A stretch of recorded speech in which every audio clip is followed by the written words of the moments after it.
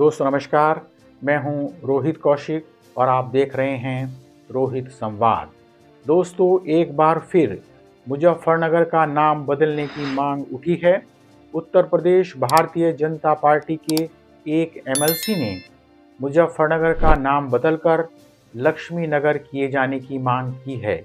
कुछ हिंदूवादी संगठनों के नेता पहले से ही मुजफ्फरनगर को लक्ष्मी नगर लिखते रहे हैं। इससे पहले भी कई बार मुजफ्फरनगर का नाम बदलकर लक्ष्मी नगर किए जाने की मांग उठी है। सवाल यह है कि एक राजनीतिक संगठन और कुछ हिंदूवादी संगठनों की आवाज़ को क्या पूरे मुजफ्फरनगर की आवाज़ माना जा सकता है? अगर केवल इन लोगों की मांग पर मुजफ्फरनगर का नाम बदलने की कोशिश की जाएगी तो यह दूसरे राजनीतिक दलों और अन्य संगठनों के साथ अन्याय होगा। मुजफ्फरनगर का नाम बदलकर अपना राजनीतिक हित साधने की कोशिश न ही तो न्याय संगत है और न ही मुजफ्फरनगर के हित में है। कई हिंदूवादी संगठन पहले भी ऐसी पहल कर चुके हैं, लेकिन मुजफ्फरनगर के आम आदमी ने इस पहल में कोई रुचि नहीं दिखाई। सवाल यह है कि भारतीय जनता पार्टी के नेता मुजफ्फरनगर का नाम बदलकर लक्ष्मीनगर करने की मांग क्यों कर रहे हैं? क्या ऐसी मांग से आम आदमी का कोई भला हो सकेगा? क्या ऐसी मांग से मुजफ्फरनगर की सांस्कृतिक विरासत को आगे बढ़ाया जा सकेगा? प्रायोजित मुजफ्फरनगर दंगों की बात छोड़ दें तो मुजफ्फरनगर की सांस्कृतिक विरासत हिंदू और मुस्लिम एकता के बल पर ही आगे बढ़ी है। निश्चित रूप से ऐसे प्रयास इस सांस्कृतिक विरासत की मूल भावना को ठेस ही पहुंचाएंगे।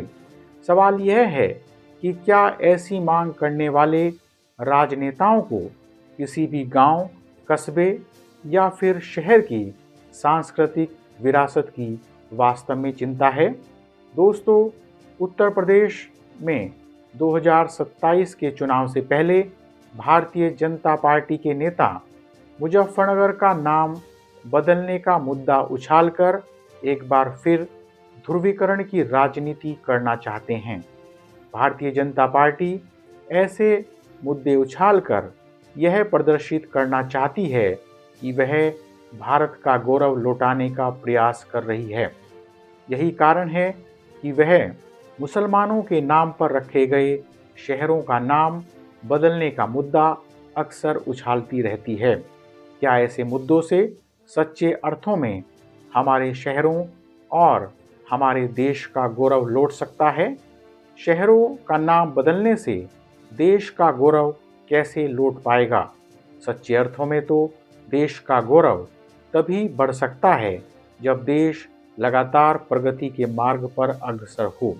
निश्चित रूप से देश प्रगति के पथ पर अग्रसर है, लेकिन अभी हम अनेक समस्याओं को सुलझा नहीं पाए हैं।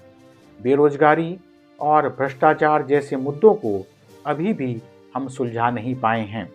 दोस्तों, मुस्लिम केंद्रित नामों को बदलकर यदि हिंदू केंद्रित नाम रखे जाएंगे तो क्या इससे वास्तव में हमारे शहरों का गौरव लौट सकता है? सरकार ने कई सरकारी इमारतों के नाम हिंदुओं के नाम पर रखे हुए हैं। इन्हीं इमारतों में बैठकर कई सरकारी कर्मचारी और अफसर रिश्वत लेते हैं। सरकारी कर्मचारियों और अफसरों द्वारा रिश्वत लिए जाने की घटनाएं अक्सर प्रकाश में आती रहती हैं।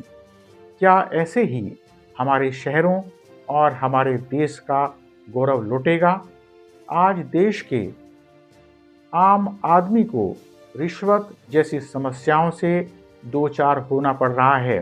अगर ऐसी समस्याएं और कुरीतियां खत्म करने में सरकार अपना ध्यान केंद्रित करेगी तो ही सच्चे अर्थों में देश का गौरव लौट सकता है।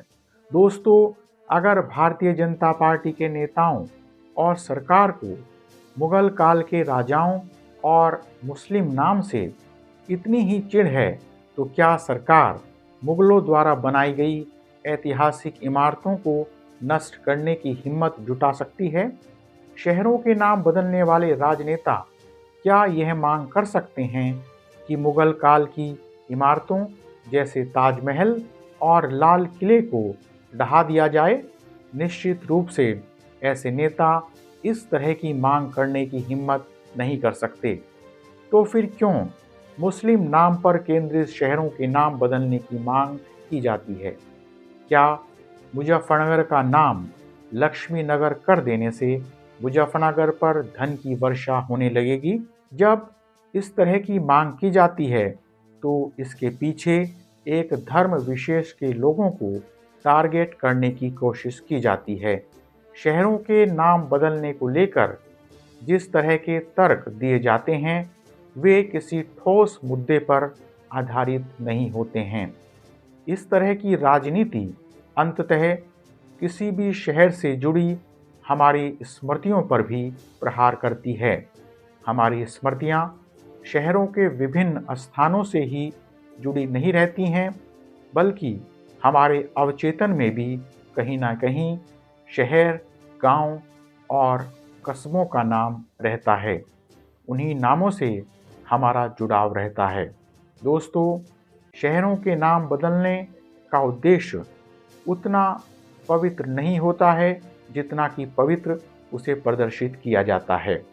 इस उद्देश्य में वह चालाकी और कुटिलता छिपी रहती है जो सामाजिक सद्भाव को कम करती है। भारतीय जनता पार्टी के कुछ नेताओं का मानना है कि शहरों के नाम बदलकर सांस्कृतिक गौरव लौटाने का काम किया जाएगा, लेकिन ऐसे नेताओं को सांस्कृतिक गौरव का अर्थ ही पता नहीं होता है। किसी भी गांव, कस्बे या शहर की संस्कृति केवल नाम से ही प्रदर्शित नहीं होती है, लोक के बहुत सारे तत्व भी उसमें समाहित रहते हैं। लेकिन कुटिल राजनीति के तत्व जब लोक के तत्व पर भारी पड़ते हैं तो मुजफ्फरनगर का नाम लक्ष्मीनगर करने की भावना का पैदा होना कोई आश्चर्यजनक नहीं है। बहरहाल आज रोहित संवाद में इतना ही। आपसे विनम्र निवेदन है कि आप हमारे YouTube चैनल रोहित संवाद को सब्सक्राइब करके और हमारे फेसबुक पेज रोहित संवाद को फॉलो करके जन सरोकार की पत्रकारिता को अपना समर्थन दें। बेल आइकन भी दबा दें ताकि जब भी हमारी नई वीडियो अपलोड हो तो आपको उसका नोटिफिकेशन मिल जाए। इस वीडियो को लाइक कर, शेयर कर और इस वीडियो पर कमेंट कर भी आप हमारी आवाज़ को बुलंद कर सकते हैं। आज इतना ही। जल्दी ही मिलेंगे एक नए मुद्दे के साथ। नमस्कार।